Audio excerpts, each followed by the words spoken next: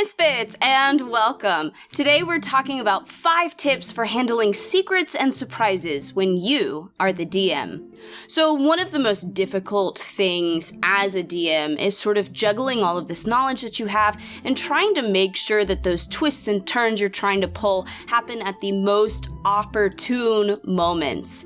It is not easy at all. It takes a lot of work on your part to make sure that the story unfolds in a way that is interesting and in a way that keeps your players' attention the entire time and also keeps them guessing. So I have sort of put together a little bit of a list to sort of outline what I do at my table to try and help make this happen smoothly, help the story unfold in the most interesting way possible.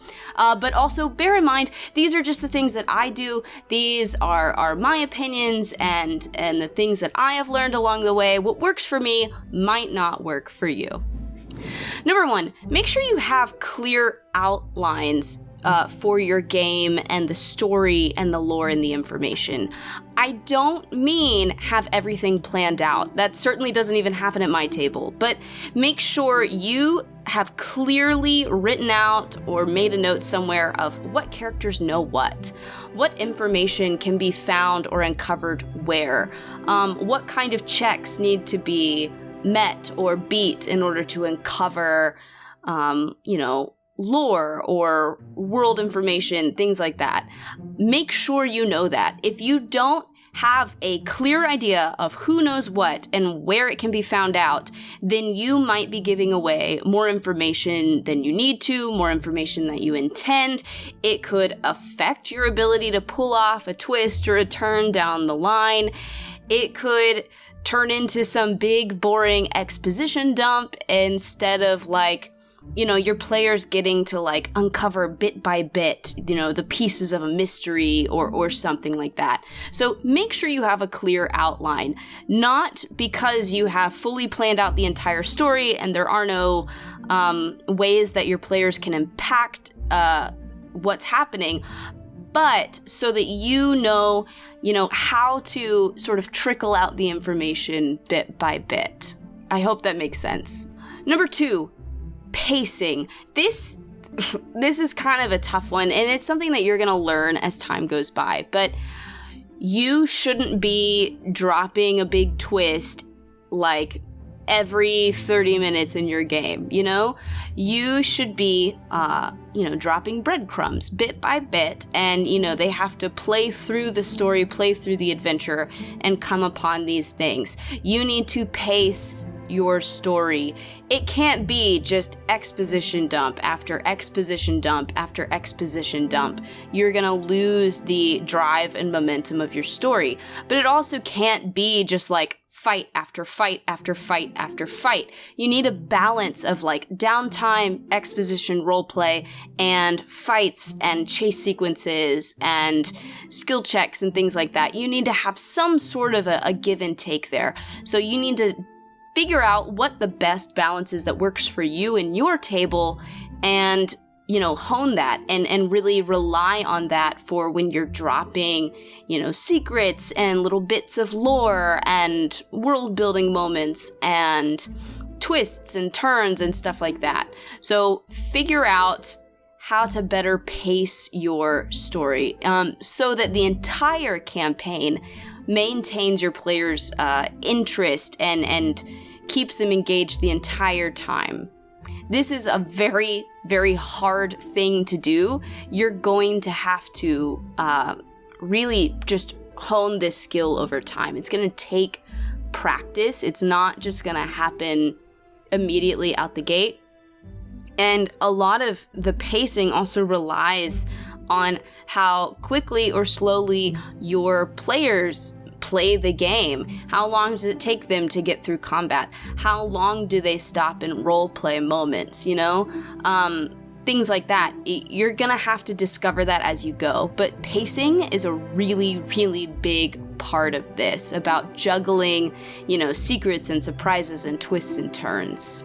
Number 3, setting appropriate DCs. So there's a lot of information that gets unveiled by meeting some sort of history check or, I don't know, various skill checks. There are things that can only be learned by some sort of appropriate skill. If you want certain information to be difficult for the PCs, the player characters, to find or learn, then you need to make sure you're setting a DC at an appropriate level. If it's hard for them to figure out, then they should have to roll high to figure it out. If you want it to be something that anybody can uncover, because you really want that information to become known at that moment, then set the low DC.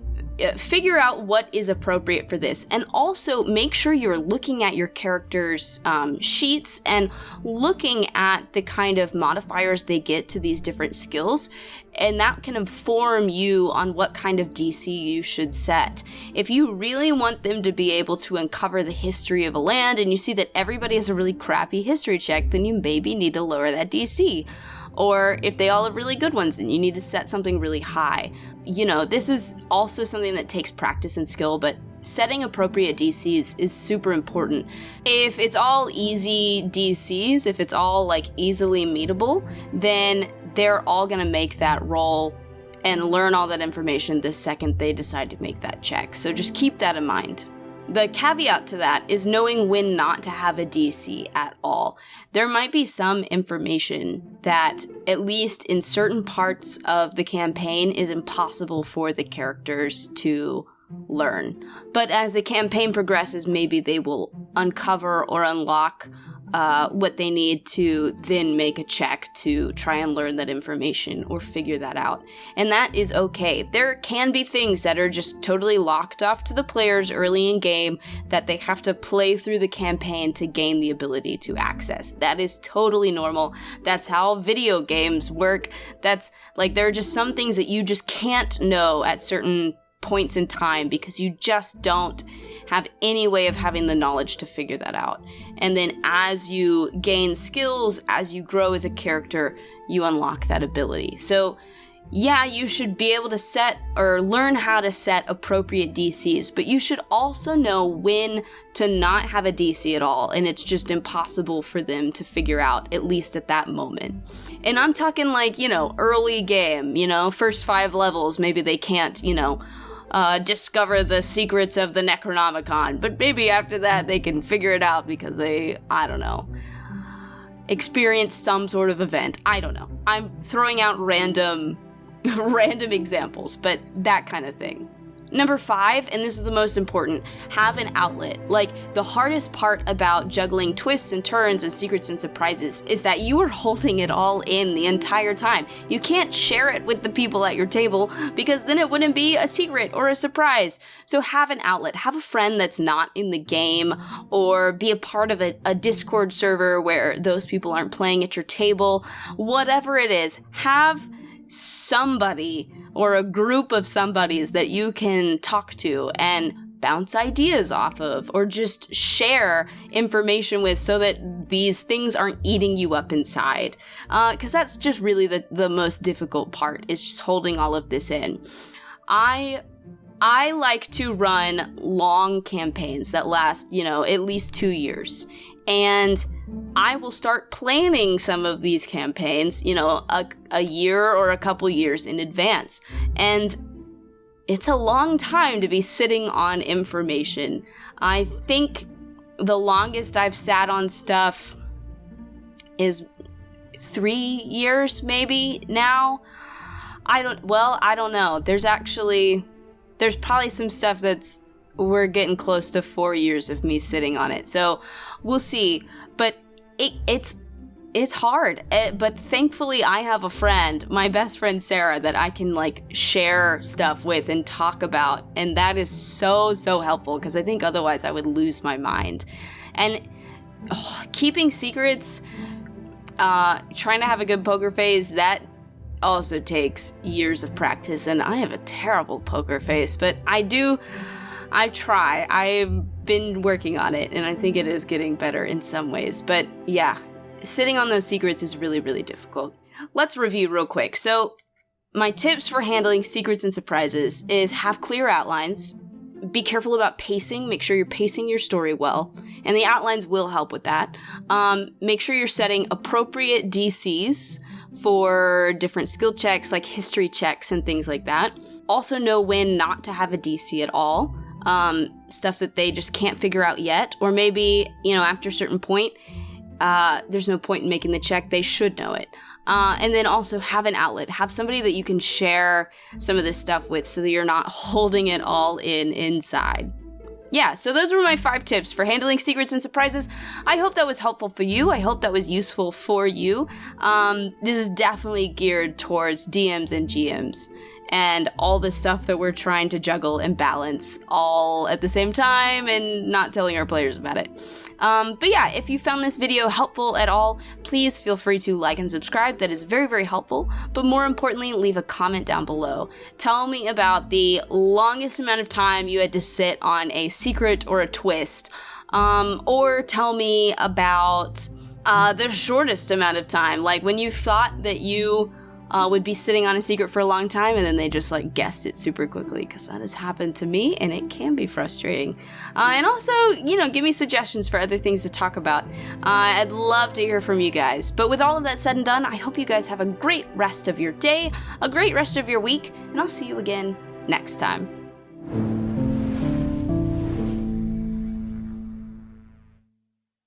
So, I'm getting really excited because I'm real close to the end of it. But remember a year ago when Wizards of the Coast pissed everybody off and a bunch of people started switching to other systems? I very seriously looked at Pathfinder at the time. I still read up on Pathfinder and look at it. I'm just in the middle of a campaign, so switching systems right now is not super ideal, but it could happen in the future. But when all of that happened, I started listening to a Pathfinder podcast, Glass Cannon. And I started with their Giant Slayer campaign playthrough with first edition Pathfinder, and I fell in love with it. It's so, so, so good. And then I saw that it has 326 episodes, which is crazy, but I am on the last episode. It has taken me a full year, but I've been listening to it almost nonstop. Every time I'm in a car, I'm playing it. It's so, so, so good, and I'm in the final battle, and I'm so excited, and I can't wait to see how it all turns out. It is...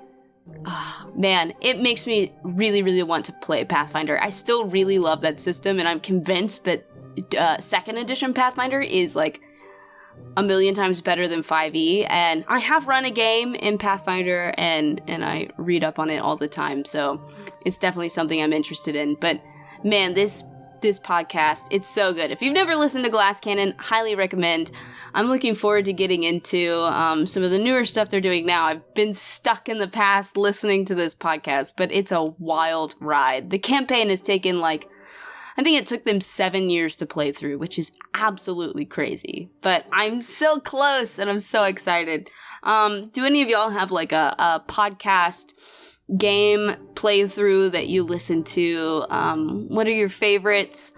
What's I don't know, are they long form? Are they 7 years long, or are they shorter? Give me your recommendations down below. Love to hear from you guys.